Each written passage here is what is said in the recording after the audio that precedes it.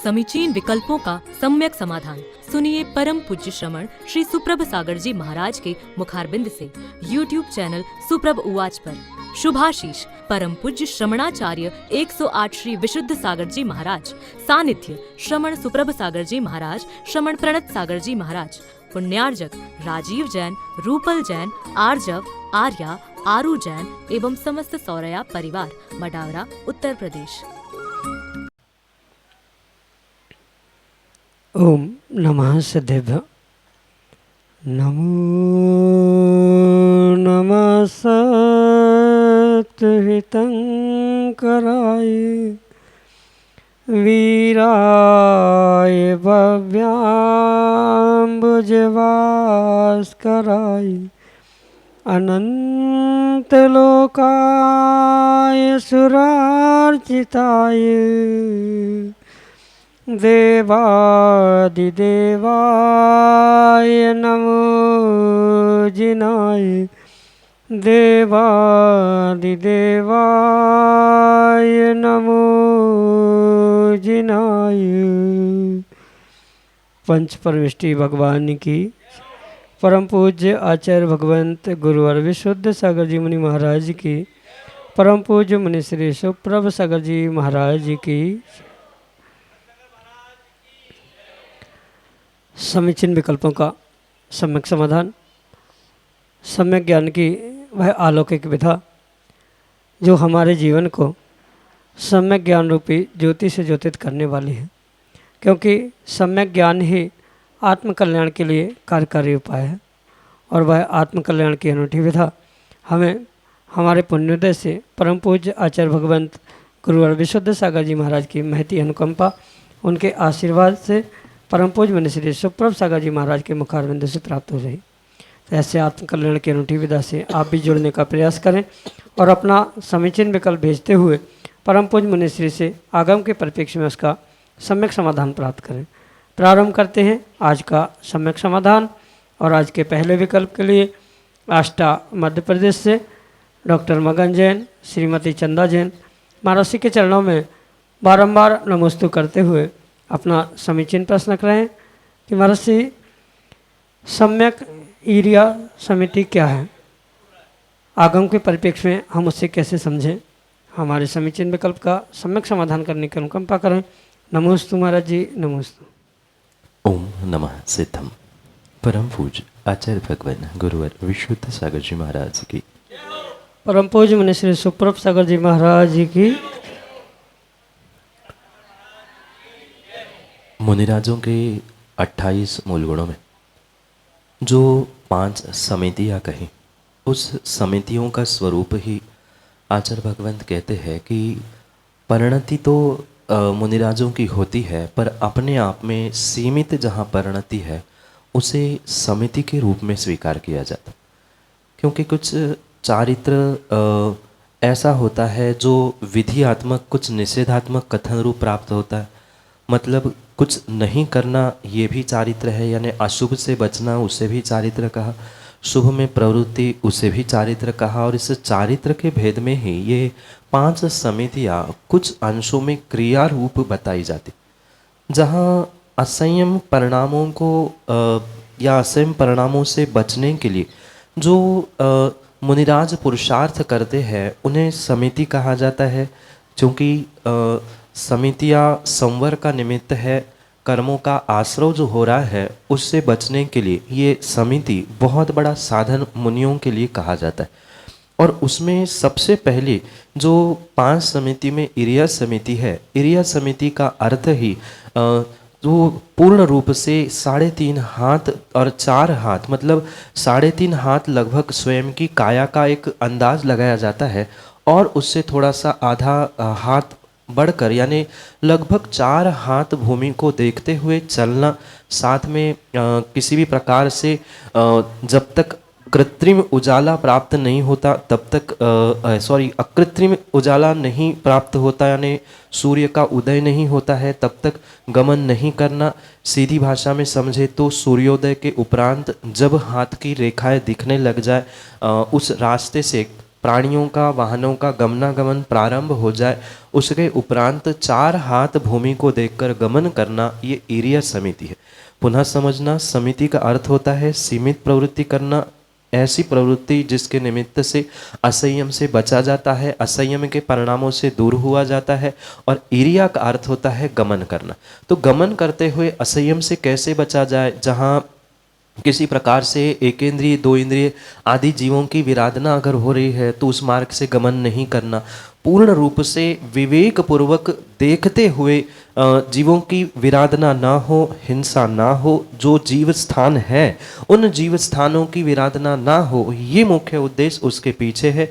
क्योंकि समिति में कुछ प्रवृत्तिजनक चारित्र होता है और गमन तो होगा, पर देखते हुए गमन करना, कुछ हाथ भूमि को देखना, उस 4 हाथ भूमि को देखते हुए आगे गमन करना।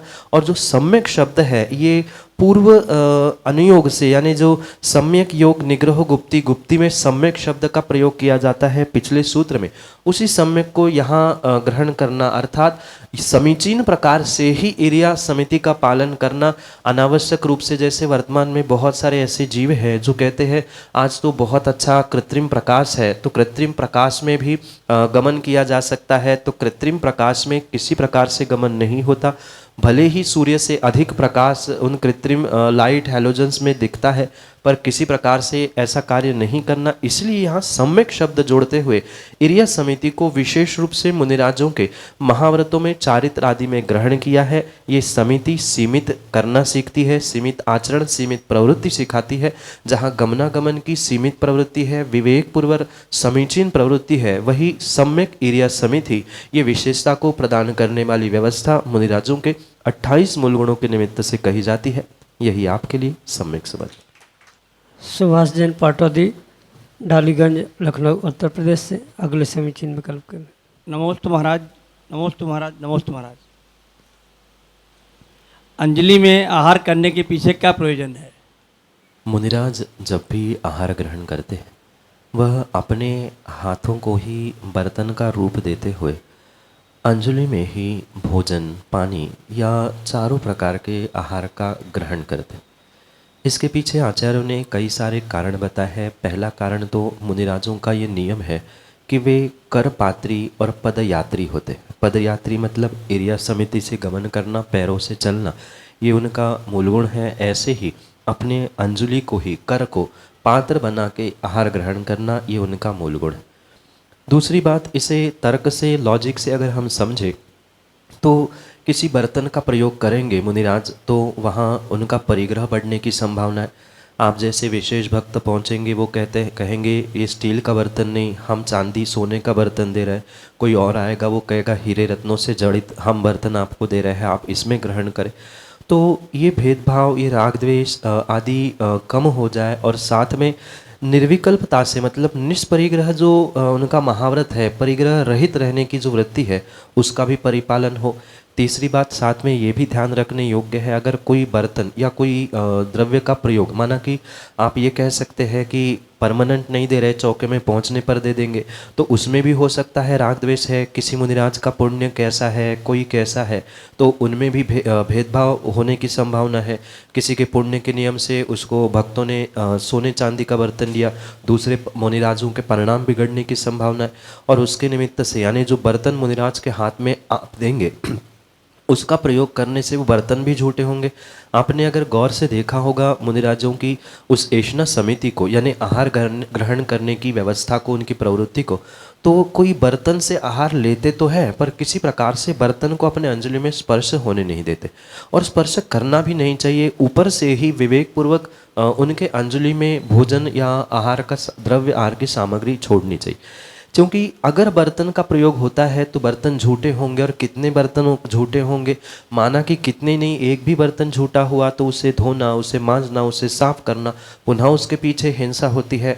और मुनिराजों की तो बुद्धिपूर्वक हिंसा का त्याग ही हुआ करता है, 9 कोटि से उनका हिंसा का त्याग होता है। इसलिए वो किसी प्रकार से बर्तनों का प्रयोग नहीं करते, अपने हाथ को ही, कर को ही पात्र यानी बर्तन बनाते हुए उसमें ही, अंजलि में ही सभी प्रकार का भोजन ग्रहण करते हैं। 3 कारणों से उनका एक मूल गुण है, दूसरा, बर्तनों के निमित्त से राग द्वेष न उत्पन्न हो। तीसरी बात, बर्तन उपयोग में लाने से धोना, साफ करना आदि से होने वाली हिंसा से बचा जाता है। ये आप तर्क दे सकते हैं। फिर भोजन बनता है, वो भी तो बर्तन में बन रहा है, पर भोजन बनाते समय मुनिराजों की किसी प्रकार से कृतकारित अनुमोदना नहीं है। अगर अनुमोदना है तो वह उनका उद्दिष्ट कहलाता है, और मुनिराज उद्दिष्ट त्यागी होते हैं। कभी उनको पता चल जाए कि आपके निमित्त से ऐसा ऐसा बना है तो मुनिराज उस चौके में नहीं जाते या उस सामग्री को ग्रहण नहीं करते। इसलिए उनका उन मूल गुणों के पालन में, मतलब उद्दिष्ट त्याग नियम का पालन हो, ये भी उसके पीछे बहुत बड़ा कारण है। क्योंकि फिर उनके निमित्त से बर्तन, उनके निमित्त से साफ सफाई, उनके निमित्त से हिंसा, ये सब कुछ वहाँ संभव है। श्रावकों को अपने स्वयं के लिए ही भोजन बनाना चाहिए और उसमें से नवदा भक्ति पूर्वक मुनिराजों के लिए आहार आदि देकर सौभाग्य प्राप्त करना चाहिए। यही आपके लिए सम्यक समय। बाल ब्रह्मचारिणी आरती दीदी, संघस्थ परम पूज्य आचार्य भगवंत विशद सागर जी महाराज अगले समीचीन विकल्प के। मुनिराज श्री नमोस्तु नमोस्तु नमोस्तु। हमारा प्रश्न है, किस कर्म की उदय से जीव के आहार दान देने का भाव नहीं होता है? नमोस्तु मुनिराज श्री। जीव के साथ एक समय में अनेक कर्मों का उदय चलता है। मात्र किसी एक कर्म से ही कोई कार्य हो, ऐसा कहना सर्वथा उचित नहीं है। पर फिर भी मुख्य गौण वृत्ति से, मतलब अर्पितानर्पित सिद्धे अनेकान से यह तय किया जा सकता है कि अमुक कार्य होने में कौन से कर्म की मुख्य भूमिका है, अहम भूमिका है।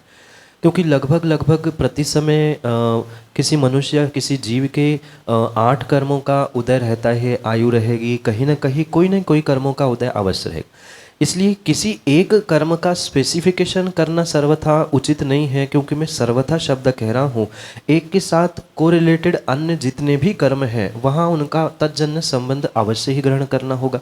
और अगर मुख्यतः हम ग्रहण करें आहारदान के विषय में, जबकि बहुत सारे जीव हैं कि सामने आहारदान होते हुए देख भी रहे हैं, इतना भी नहीं, वे बिल्कुल आहारदान के लिए पूरी व्यवस्था भी बना के रख देते हैं, क्या कैसे देना क्या नहीं देना ये तक तैयारी करने के बाद भी मुनिराज के हाथ पर ग्रास रखने के या आहार दान देने के भाव नहीं होते।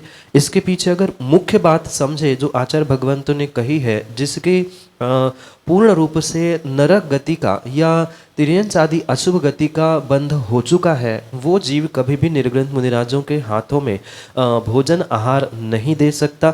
इसका मतलब ये नहीं है कोई दिखावे के लिए दे दे आहार, फोटो खींच ले और डाले, ये व्यवस्था नहीं है। व्यवस्था यही है कि भावों के साथ, जैसे शिखर जी की भी बात कही है, भाव सहित वंदे जो कोई, ऐसे ही भाव सहित अंदर से लगना कि नहीं मुझे तो आहार देना है और आहार दे के मुझे सौभाग्य प्राप्त करना है, भोग भूमि जैसे पुण्य को प्राप्त करना है। तो ऐसे भाव जब तक नहीं बन रहे हैं तब तक कहीं ना कहीं उसके दुर्गतियों का नियम से आश्रयबंध हो चुका है। जैसे अगर पुराण ग्रंथों में, पद्म पुराण में ही हम देखें तो 3 जीव थे, 3 मनुष्य थे, जंगल में पहुंचे थे, 2 ने आहार दिए, तीसरे ने पूरी व्यवस्था बनाई, बिल्कुल एक टू जेड सब कुछ व्यवस्था बनाई, पर वह आहार होने तक देखता रहा। पर राम और सीता ने ही दोनों ने आहार दे के सातिशय पुण्य प्राप्त किया। ये साक्षात जो होने वाली उनकी परिणति उसका भी कारण है। एक और कर्म भी अपन मुख्यता से समझे तो अंतराय कर्म के निमित्त से भी ये कार्य हो सकता है। 5 प्रकार के जो अंतराय कर्म कहे हैं उनमें से दान अंतराय कर्म का तीव्र उदय होने पर कई बार ऐसा होता है कि जीव पुरुषार्थ भी करता है, भाव भी बनाता है, पर देने का समय आता है तो कुछ ना कुछ विघ्न आ जाता है। कहीं भाव बदलते हुए देखने में आते हैं, कभी देने मिलता ही नहीं है। तो ये पूर्ण रूप से दानांतराय कर्म और दुर्गतियों के भाजक जीवों के साथ ही ये विषमता देखने में आती है। और भी बहुत सारे अगर खोजा जाए तो और भी कारण हमें मिल सकते हैं। जैसे असाता वेदनी का तीव्र हृदय है, नहीं देने वाला असाता वेदनीय को भी मानता है, क्योंकि दूसरों का अच्छा हो, पात्रों का शुभ हो या उनका कुछ अच्छा हो, साता वेदनीय उन्हें प्रकट हो, ये भाव नहीं होने से भी वहाँ ये कार्य हो सकता है। एक नहीं अनेक कर्मों की वहाँ उदय की परिणति रह सकती है। मुख्यतः दुर्गतियों का भाजक और दानांतराय कर्म का तीव्र उदय होने से ही ऐसा कार्य जीव के साथ घटित होता है। यही आपके लिए सम्यक समझ। नितिन जैन, डालीगंज, लखनऊ, उत्तर प्रदेश से अगले समीचीन विकल्प के। महाराज श्री नमोस्तु। महाराज श्री, मेरा प्रश्न है कि जब हम अभिषेक धारा, शांति धारा करते हैं तब साथ में ही स्तुतियां भी पढ़ते हैं व शांति धारा भी पढ़ते हैं। तो जब पढ़ रहे होते हैं तो मैंने अपने स्वयं के मुख से व दूसरों के मुख से भी देखा, कोविड में हमने उसको जज किया कि वो कहीं ना कहीं मुख से हमारे थूक निकलती है या जो भी द्रव्य निकलता है वो भगवान की तरफ जाता है। तो महाराज जी जिज्ञासा बहुत बड़ी है कि क्या ये सही हो रहा है कि नहीं सही हो रहा है, कि ये ऐसा ही होता है, जिज्ञासा है महाराज जी। नमोस्तु महाराज जी। बहुत अच्छे जिज्ञासा प्रश्न है। ये तो सबसे पहले व्यक्ति को समझना होगा, जो भी कार्य और विशेष करके धार्मिक कार्य श्रावकों के लिए कहे हैं, उसे प्रत्येक कार्य में विवेक रखने की बहुत बहुत आवश्यकता। और विवेक शून्य होकर आपने की गई कोई भी क्रिया आपके लिए फलदायी हो ही नहीं सकती। चाहे अभिषेक शांतिधारा करते हुए जोर से उच्चारण करने की व्यवस्था हो, या आहारदान देते हुए भी बहुत सारे व्यक्ति हाथ में कटोरा लेते हैं और मन शुद्धि, वचन शुद्धि, काय शुद्धि कहते तो शुद्धि है, पर द्रव्य को थूक थूक कर अशुद्ध कर दे। तो ये कहीं ना कहीं अविवेक का ही कार्य है। इसको किसी भी प्रकार से आगम में आचार्यों ने स्वीकार नहीं किया। शांति धारा हो चाहे अन्य कोई कार्य हो, इतनी कम से कम मर्यादा होनी चाहिए कि अगर हम धोखे से बोल भी रहे हैं तो उसके माध्यम से हमारी थूक या अन्य कोई भी अशुद्ध द्रव्य प्रतिमा, गंधोदक, थाली, टेबल आदि पर ना पहुँचे। अगर पहुँच रहा है तो जितना पुण्य व्यक्ति नहीं कर रहा है उससे कई अधिक पाप का आश्रव वह एक छोटे से भूल के कारण कर रहा है। कायदा तो यही था कि शांतिधारा करते समय इतनी मर्यादा। आजकल तो ऐसे सर पे चढ़ते हैं कि भगवान पर पसीना भी टपकता है और थूक भी उचरती है और पता नहीं क्या क्या होता है। आपने अनुभव भी किया है, हम तो देखते हैं, पर देखकर पीड़ा होती है, कष्ट होता है कि भगवान की हम विनय कर रहे हैं, अभिषेक शांतिधारा कर रहे हैं कि अविनय कर रहे हैं। ये अविवेक पूर्वक जो कार्य किया जाता है पूर्ण रूप से सदोष है, पाप का ही आश्रय देने वाला है। चाहे अभिषेक शांतिधारा का विषय हो, चाहे आहारदान की व्यवस्था क्यों न हो, उन दोनों में कुछ मर्यादा का इसीलिए परिपालन करने का व्याख्यान किया है।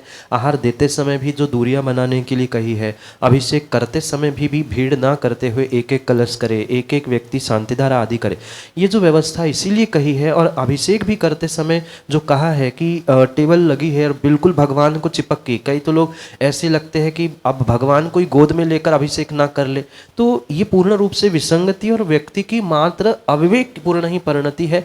इसे आगम स्वीकार नहीं करता, ना कोई उसे कह सकता है कि आप अच्छा कर रहे हो। ठीक है, पढ़ने वाले पढ़ रहे हैं, आपको भी पढ़ना है तो मन में पढ़े ना, पढ़ने में कोई दोष नहीं है। आप स्तुति भी पढ़ सकते हैं, नमोकार भी पढ़ सकते हैं, शांतिधारा याद है तो शांतिधारा भी पढ़ सकते हैं, पर मौन से पढ़े, उच्चारण ना करे।